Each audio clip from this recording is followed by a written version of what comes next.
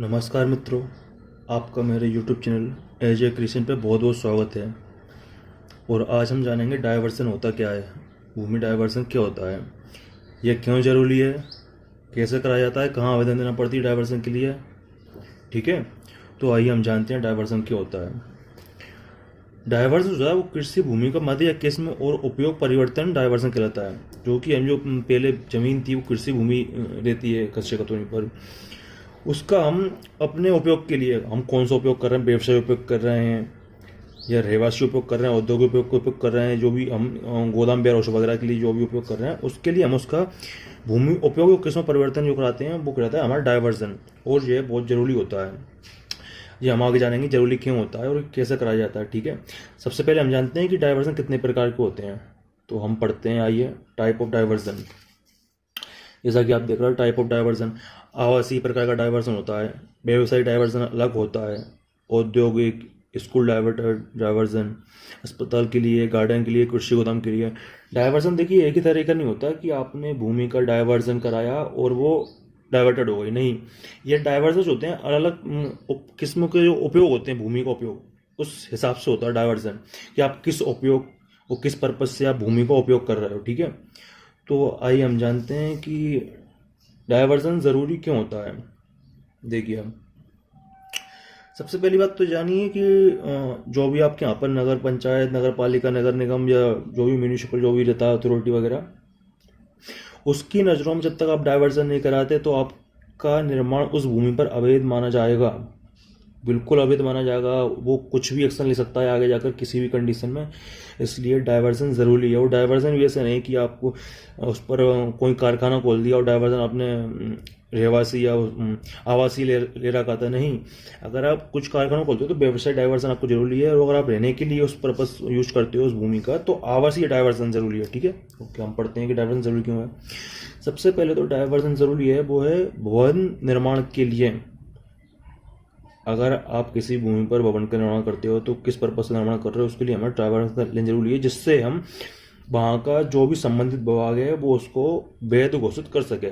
Okay, ठीक है। उपयोग के लिए जो भी उपयोग है आपका, आवासीय, औद्योगिक, जो भी व्यवसायिक उपयोग के लिए। बैंक से लोन लेने की, जब भी आप बैंक में लोन लेने के लिए जाते हो तो वो आपसे पूछता है कि आपकी भूमि कृषि तो नहीं है। अगर वो कृषि लोन देता है तो कृषि भूमि पे दे देता है, लेकिन वो अधिकतर बैंक जो लोन देती हैं कृषि भूमि के अलावा मॉडगेज करके, वो जो आपके जमीन पर देती हैं जिस पर कोई भी आप यूज कर रहे हो उसका, वो औद्योगिक व्यवसाय जो भी, तो वो उसके लिए डाइवर्सन जरूरी है। बैंक से लोन लेने के लिए डाइवर्सन आपका कंपलसरी है। ठीक है, जमीन की खरीदी बिक्री 5 डिसमिल से कम के लिए डाइवर्सन यहाँ बहुत जरूरी होता है। और जो अहम बात है कि डाइवर्सन से आपकी जमीन की कीमत पहले के मुकाबले बढ़ जाती है, क्योंकि वो निर्माण के लिए वैध होती है। इसलिए आपकी, फॉर एग्जांपल, आपकी ज़मीन की पहले कीमत थी 100 रुपये स्क्वायर फीट, अब आपकी ज़मीन 150-200 रुपये स्क्वायर बिल्कुल हो जाएगी आपकी ज़मीन, क्योंकि वो डाइवर्टेड है, अब डाइवर्टेड प्लॉट। यदि आप डाइवर्सन निर्माण कर लेते हैं, बिना डाइवर्सन लिए आप डाइवर्सन पर, बिना डाइवर्टेड भूमि पर निर्माण कर लेते हैं, तो संबंधित विभाग, जैसे कि आप यहाँ पर जो भी नगर निगम, नगर पंचायत, जो भी म्यूनिसिपल लगती है, वो निर्माण को अवैध मानता है। ठीक है, और वो कार्रवाई कर सकता है। कभी भी उस जगह पर कोई भी निर्माण समित कुछ कार्य हुआ या जो भी वहाँ पर कुछ भी हुआ, या जमीन का कुछ अदर यूज के लिए कुछ भी, तो म्यूनिसिपल विभाग, जो भी नगर निगम, नगर पंचायत जो है, वो आपके निर्माण विभाग को बिना डाइवर्जन के वैध नहीं मानता, क्योंकि आपकी भूमि उस उपयोग के लिए नहीं है वैध जिसका आप उपयोग कर रहे हो। आपने उस पर कुछ भी बना लिया, घर बना लिया, कारखाना बना लिया, स्कूल बना लिया, हॉस्पिटल बना लिया, कुछ भी, जो भी शॉप वगैरह बना ली, उसके लिए आपकी भूमि वैध नहीं है। म्यूनिसिपल कभी भी उस निर्माण को तोड़ सकती है, खासकर बड़े निर्माण कार्यों में। बड़े निर्माण कार्य जैसे 500 स्क्वायर मीटर से ऊपर आपकी जो भी निर्माण कार्य है, या जहाँ पर 8 यूनिट से अधिक निर्माण कार्य किए गए अपार्टमेंट जो बनते हैं वहाँ पर। ठीक है, इसलिए डाइवर्जन जो है वो बहुत ही ज़रूरी है, और जो फ़ायदेमंद चीज़ भी है। ये नहीं कि आप सिर्फ आपका पैसा लग रहा है उसमें, कोई ऐसा कुछ नहीं है। ठीक है, डाइवर्जन के लिए दस्तावेज, डाइवर्जन के लिए क्या क्या दस्तावेज लगते हैं हमें, आइए हम जानते हैं। सबसे पहले जो होता है डाइवर्जन के लिए, B1 किस्तबंदी खतौनी जो होती है वो ज़रूरी होती है। नक्शा, नक्शा, खसरा, अधिकार अभिलेख, मिशर और लेआउट, जिस भी प्लॉट या जिस भी भूमि पर आप निर्माण कार्य करना चाह रहे हो उस भूमि का जो भी खसरा कोतवानी और जो सर्वे नंबर होता है, आपका अधिकार अभिलेख जो होता है, जो भी डीड वगैरह जो भी होती है, उसका लेआउट, जिस भूमि पर आप डायवर्जन कराना चाहते हो उसका लेआउट, ये दस्तावेज हैं जो डायवर्जन के लिए बहुत ही जरूरी और आवश्यक होते हैं। ठीक है, तो हम जानते हैं कि डायवर्जन के लिए अप्लाई कैसे किया जाता है। आइए हम पढ़ते हैं डायवर्जन के लिए आवेदन कहाँ करें। सबसे पहले तो ये है कि अगर आप सिर्फ आवासीय डायवर्जन कराना चाहते हैं भूमि का, तो उसके लिए आपको जो है तहसील कार्यालय आपका जो भी संबंधित वहाँ पर,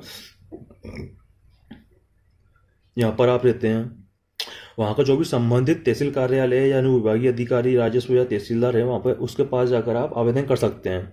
ये सिर्फ आवासीय के लिए। ठीक है, इसके अलावा आप आवासीय के अलावा कोई भी औद्योगिक व्यवसाय या कुछ भी अदर डायवर्जन कराना चाहते हैं, कोई भी बड़ी कारखाने के लिए या अस्पताल के लिए या स्कूल के लिए, तो उसके लिए संबंधित विभाग में तो आपको जानी पड़ती है, लेकिन उसके अलावा आपको कलेक्ट्रेट कार्यालय में भी आपको आवेदन देना पड़ती है, जरूरी है, क्योंकि वहाँ से वो जो आगे कार्रवाई करते हैं कि एनओसी वगैरह जो भी आपकी लगती हैं, वो कार्रवाई सब कलेक्ट्रेट में आगे होती हैं आपकी व्यवसाय या औद्योगिक डायवर्जन के लिए।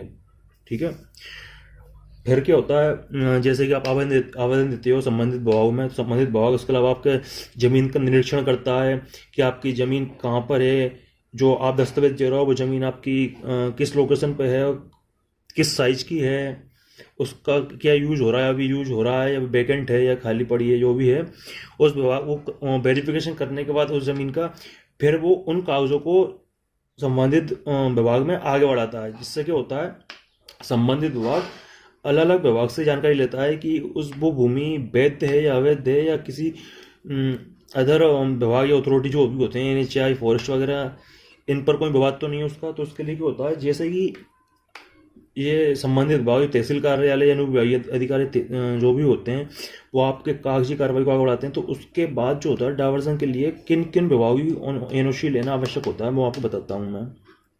इन विभागों की NOC लगती है, इसके बाद आपका डायवर्जन वेरीफाई होता है।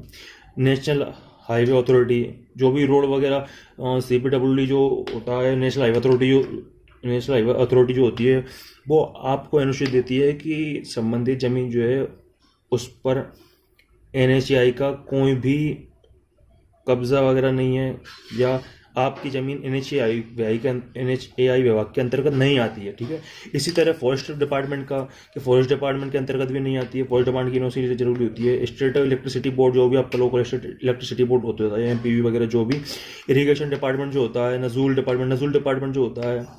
ठीक है, town and country planning TNCP जो होता है, पेट्रोल डिपार्टमेंट, नगर निगम, नगर पंचायत, इनकी NOC लेना जरूरी होती है कि आपकी भूमि पर किसी प्रकार का कोई विवाद तो नहीं है, फ्री है, आप डायवर्जन के लिए मुक्त हैं, आप डायवर्जन करा सकते हैं उसका। इसके बाद आपकी प्रॉपर्टी डायवर्जन के लिए वेरीफाई कर दी जाती है। ठीक है दोस्तों, और अधिक जानकारी के लिए सिविल इंजीनियरिंग संबंधित, जमीन प्रॉपर्टी निर्माण संबंधित जानकारी के लिए मेरे चैनल को लाइक करें, सब्सक्राइब करें और शेयर करें।